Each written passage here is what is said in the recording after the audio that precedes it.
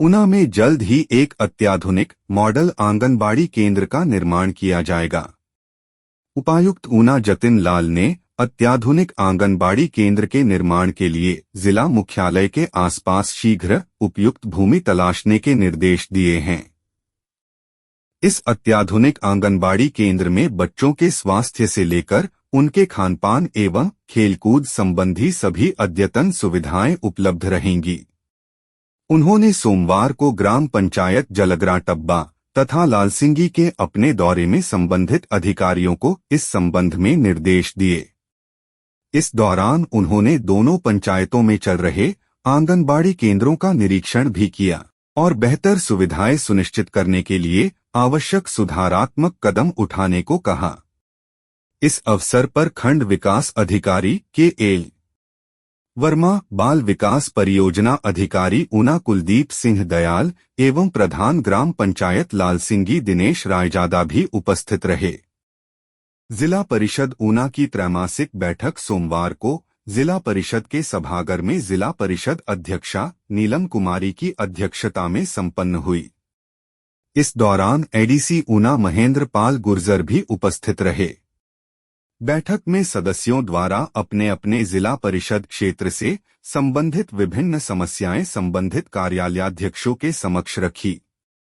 Zip बैठक के दौरान जिला परिषद की भड़ोलिया खुर्द भूमि का 6,80,000 रुपए से तारबंदी करवाने का प्रस्ताव पारित किया गया। इसके अलावा जिप द्वारा 11 मार्च से 30 जून तक किए गए कार्यों के आय व्यय का अनुमोदन 15वें वित्तायोग के तहत वर्ष 2024 से 25 की कार्य योजना और मनरेगा की अनुपूरक कार्य योजना का अनुमोदन किया गया। बैठक में जिप अध्यक्षा ने ग्राम पंचायत बहडाला में राज्य मार्ग पर अंबेडकर भवन के पास सड़क के बीचों बीच लगी रेलिंग को खोलने के लिए संबंधित विभाग से अनुरोध किया। इसके अतिरिक्त बरसात में राशन डिपुओं में आटे के स्थान पर गेहूं उपलब्ध करवाने का सुझाव दिया। उपाध्यक्ष कृष्णपाल शर्मा द्वारा कुटलैहड़ वन परिक्षेत्र में खैर के अवैध कटान, गर्मियों में जंगलों में आग लगाने वालों पर कड़ा संज्ञान लेने की बता कही। उन्होंने अपने क्षेत्र के अंतर्गत विभिन्न मार्गों पर दूरसंचार कंपनी द्वारा खुदाई करके बिछाई गई केबल के उपरांत सड़कों को ठीक न करने का मामला उठाया। इसके अलावा अपने जिला परिषद क्षेत्र के अधीन बंगाणा में अग्निशमन केंद्र में छोटा वाहन उपलब्ध करवाने, थानाकला में बिजली बोर्ड का मंडल खोलने तथा कृषि विभाग का कार्यालय खोलने, ग्राम पंचायत रायपुर मैदान में कानूंगो वृत्त खोलने तथा बल्ह तथा प्रोइया में पटवार वृत्त खालने की मांग की। शिरोमणि गुरुद्वारा प्रबंधक कमेटी चुनाव के लिए निर्वाचक नामावली तैयार करने का कार्य 31 जुलाई 2024 तक किया जाएगा। यह जानकारी देते हुए उपायुक्त जतिन लाल ने बताया कि शिरोमणि गुरुद्वारा प्रबंधक बोर्ड के सदस्यों के चुनाव के लिए पात्र मतदाता अपना पंजीकरण करवा सकते हैं। उन्होंने बताया कि निदेशक पंचायती राज एवं आयुक्त गुरुद्वारा चुनाव हिमाचल प्रदेश से प्राप्त शेड्यूल के अनुसार 1 अगस्त से 20 अगस्त तक हस्तलिखित नियमावली तैयार करके उसकी छपाई और रखरखाव का प्रारंभिक प्रकाशन किया जाएगा। उन्होंने बताया कि नियमावली का प्रारंभिक प्रकाशन उपायुक्त द्वारा 21 अगस्त को किया जाएगा। प्रारंभिक प्रकाशन सूची में प्रकाशित नाम, पद व पता या कर्मचारी के मामले में उसका पद और पता से संबंधित दावे व आक्षेप 21 अगस्त तक संबंधित पुनरीक्षण प्राधिकारी के समक्ष प्रस्तुत कर किए जा सकते हैं। उन्होंने बताया कि दावे व आक्षेप प्राप्त करने की अंतिम तिथि 11 सितंबर रहेगी। सिख गुरुद्वारा बोर्ड चुनाव नियम 1959 के नियम 10(3) के तहत प्राप्त सभी दावे और आपत्तियां का निपटारा 12 सितंबर से 20 सितंबर 2024 तक किया जाएगा। इसके अलावा 21 सितंबर से 4 अक्टूबर तक संक्षिप्त नामावलियों को छपाई के लिए तैयार कर लिया जाएगा तथा 5 अक्टूबर को मतदाता सूचियों का अंतिम प्रकाशन कर दिया जाएगा। पंचायती राज संस्थाओं में किसी कारणवश रिक्त हुए पदों को भरने के लिए संबंधित पंचायतों में मतदाता सूचियों का विशेष पुनरीक्षण किया जा रहा है।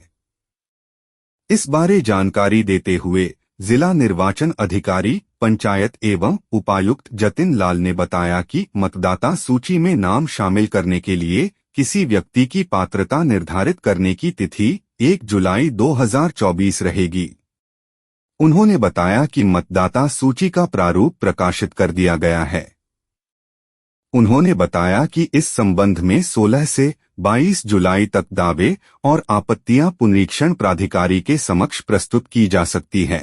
25 जुलाई को पुनरीक्षण प्राधिकारी द्वारा दावों एवं आपत्तियों का निपटारा करेंगे। 29 जुलाई तक जिला निर्वाचन अधिकारी के समक्ष अपील दाखिल कर सकेंगे। 1 अगस्त को जिला निर्वाचन अधिकारी इस संबंध में प्राप्त हुई अपीलों का निवारण करेंगे। इसके अतिरिक्त 2 अगस्त को मतदाता सूचियों का अंतिम प्रकाशन कर दिया जाएगा। मैसर्स वर्धमान इस्पात उद्योग बाथड़ी में केवल पुरुष वर्ग में विभिन्न श्रेणियों के 150 पद भरे जाएंगे। यह जानकारी जिला रोजगार अधिकारी अक्षय शर्मा ने दी। उन्होंने बताया कि इनमें मेल्टर के 10 पद, फिटर के 10, क्रेन ऑपरेटर के 5, वेल्डर के 10, सहायक मेल्टर बारी मेन के 15 और हेल्पर के 100 पद शामिल है।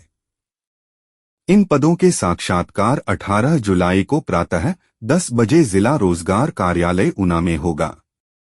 उन्होंने बताया कि मेल्टर पद के शैक्षणिक योग्यता 10वीं और आयु सीमा 25 से 40 वर्ष निर्धारित की है। फिटर के लिए 10वीं और फिटर में ITI व आयु सीमा 18 से 40 वर्ष निर्धारित की गई है। क्रेन ऑपरेटर पद के लिए शैक्षणिक योग्यता 10वीं पास और आयु 22 से 40 वर्ष होनी चाहिए। वेल्डर पद के लिए 10वीं, वेल्डर में ITI और आयु 20 से 40 वर्ष होना अनिवार्य है। सहायक मेल्टर के लिए 10वीं पास और आयु 25 से 40 वर्ष होनी जरूरी है। इसके अतिरिक्त हेल्पर पद के लिए शैक्षणिक योग्यता 5वीं और आयु सीमा 18 से 40 वर्ष निर्धारित की है। उन्होंने बताया कि अभ्यर्थियों को वेतन हिमाचल प्रदेश सरकार के मानदंडों के अनुसार दिया जाएगा।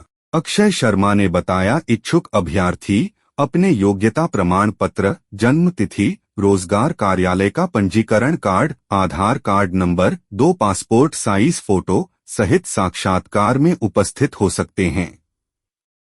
पंजाब सरकार द्वारा विभिन्न संस्थाओं व सोसाइटियों को विकास कार्यों व कल्याणकारी योजनाओं के लिए दिए जाने वाले अनुदान के तहत कैबिनेट मंत्री पंजाब ब्रह्मा शंकर जिम्पा ने स्थानीय वार्ड नंबर 4 की गौतम नगर वेलफेयर सोसाइटी को 2 लाख रुपए का चेक सौंपा।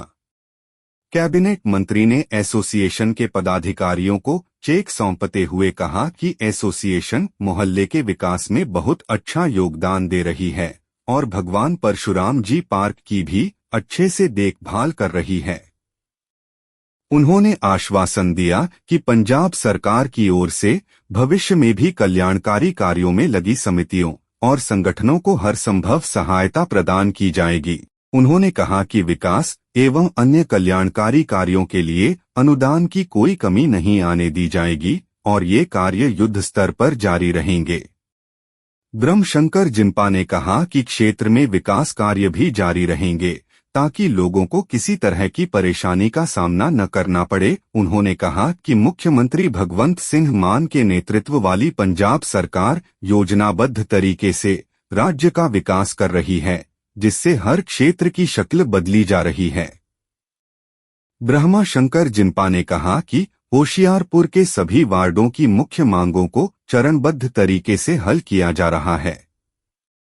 उन्होंने कहा कि शहर के विकास में कोई कमी नहीं आने दी जाएगी।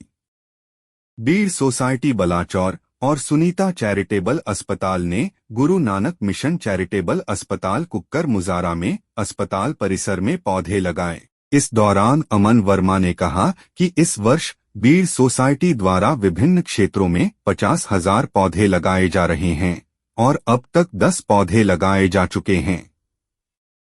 इस अवसर पर सेवा भारती के जिला नवांशहर से संगठन सचिव पंकज सोरी विशेष रूप से उपस्थित हुए और उन्होंने जहां बीड़ सोसाइटी के प्रयासों की सराहना की, वहीं उन्होंने गुरु नानक मिशन अस्पताल की पूरी टीम को भी धन्यवाद दिया जो पर्यावरण की रक्षा के लिए हमेशा तत्पर रहते हैं। उन्होंने गुरु नानक मिशन अस्पताल की पूरी टीम को धन्यवाद दिया, जिन्होंने उन्हें आज अपने परिसर में पौधे लगाने का अवसर दिया। गुरु नानक मिशन चैरिटेबल अस्पताल की बीबी सुशील कौर और सरदार रघुवीर सिंह ने कहा कि अस्पताल के परिसर में पहले ही 500 से अधिक पौधे लगाए जा चुके हैं और इस वर्ष उनकी संख्या बढ़ाकर लगभग 1000 कर दी जाएगी। उन्होंने जनहित के लिए आगे बढ़कर काम कर रहे अमन वर्मा और उनकी पूरी टीम की सराहना की। यहां नंगल रोड के दोनों ओर बनी नालियों की सफाई की मांग करते हुए डॉक्टर रामकृष्ण संदल ने कहा कि जिस तरह गंदा व बदबूदार पानी फैला हुआ है, उससे बीमारियां फैलने का खतरा है।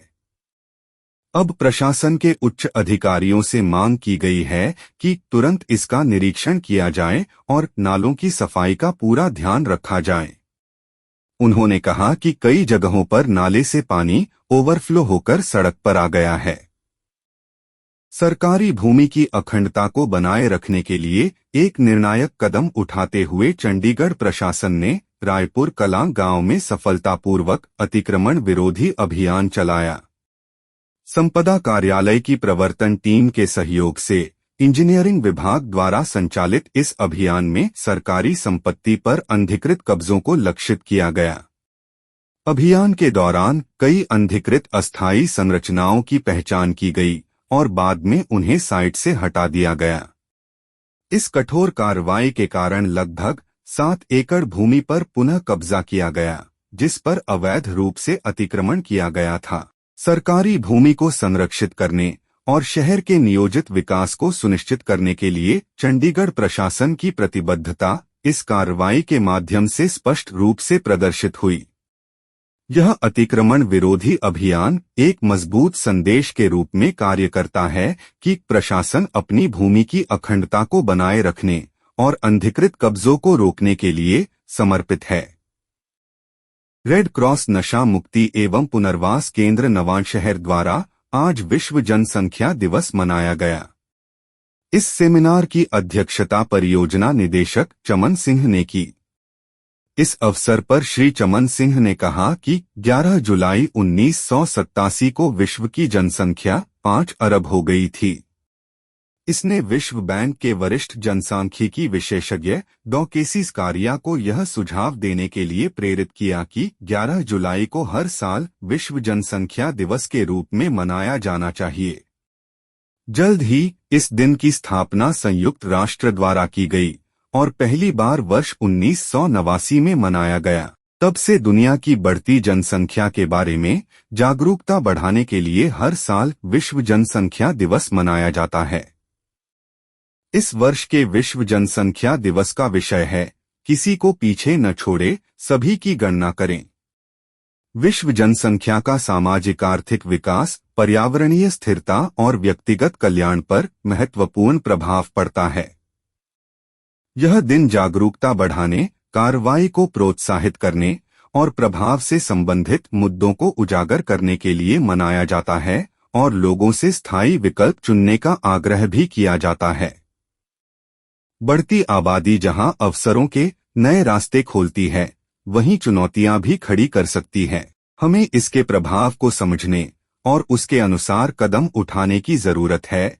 इस मौके पर कमलजीत कौर, दिनेश कुमार, मनजीत सिंह, मनजोत, कमला रानी, जसविंदर कौर, कुक और मरीज भी मौजूद थे।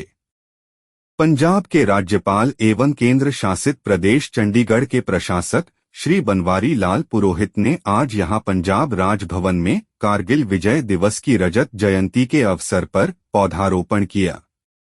समारोह के दौरान बोलते हुए पंजाब के राज्यपाल ने कहा कि यह अभियान देश के माननीय प्रधानमंत्री श्री नरेंद्र मोदी के नेतृत्व में भारत सरकार द्वारा शुरू किए गए वृक्षारोपण अभियान एक पेड़ मां के नाम को भी बढ़ावा देगा। वृक्षारोपण के लिए मिट्टी Jammu Kashmir study centre JKSC Chandigarh chapter द्वारा विशेष रूप से बजरंग पोस्ट से लाई गई है, जो कारगिल युद्ध का आरंभ स्थल था। यह वह स्थान था जहां मई 1999 में गश्त के दौरान जाट रेजिमेंट के कैप्टन सौरभ कालिया जी और उनके सैनिकों को पाक रेंजर्स ने बंदी बना लिया था और इस पोस्ट को वापस लेने के प्रयास में वे शहीद हो गए थे। राज्यपाल ने हमारे देश की एकता और अखंडता को बनाए रखने में भारतीय सशस्त्र बलों की वीरता की सराहना की।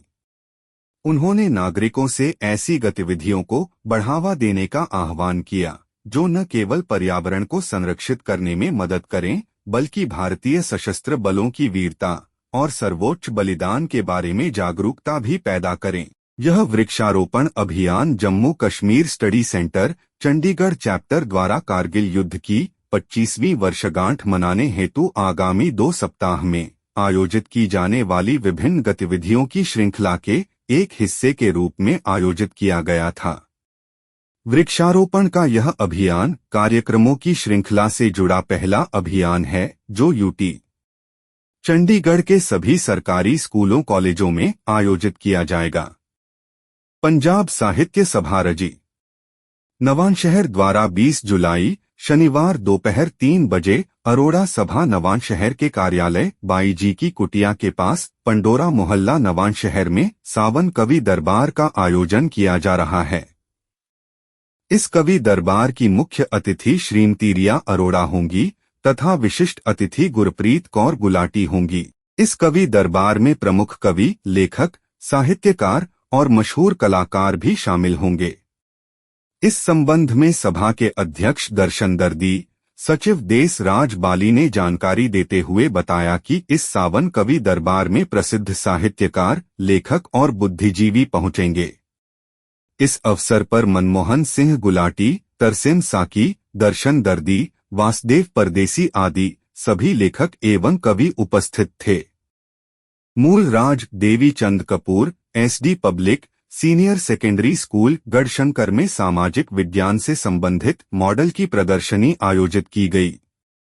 इस प्रदर्शनी के दौरान 8वीं से 10वीं कक्षा तक के विद्यार्थियों ने एक से बढ़कर एक मॉडल प्रस्तुत किए। इन मॉडलों में उन्होंने लावा, सौर मंडल, वन्य जीवन, पृथ्वी की परतें और सतह, ग्लोबल वार्मिंग आदि से संबंधित मॉडल बनाकर अपनी प्रतिभा का प्रदर्शन किया। इस प्रदर्शनी का निरीक्षण प्रधानाचार्य वंदना राणा एवं प्रबंध अधिकारी नेहा द्वारा किया गया।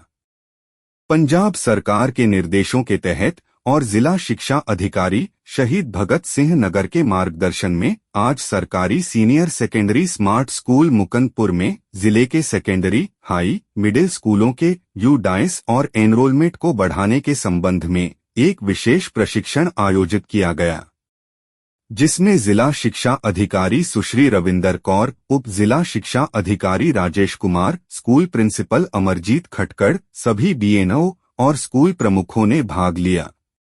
जिला MIS समन्वयक जगदीश राय व रंजीत सिंह ने यूडाइस सर्वे को लेकर शिक्षकों व प्रधानाध्यापकों को विशेष प्रशिक्षण दिया, जिसमें एक एक चीज के बारे में विस्तार से बताया गया। इस समय जिला शिक्षा अधिकारी श्रीमती रविंदर कौर ने स्कूल प्रमुखों को स्कूल में विद्यार्थियों की संख्या बढ़ाने के लिए प्रोत्साहित किया। वहीं स्कूलों में बच्चों का नामांकन बढ़ाने वाले स्कूलों को भी पुरस्कृत किया गया।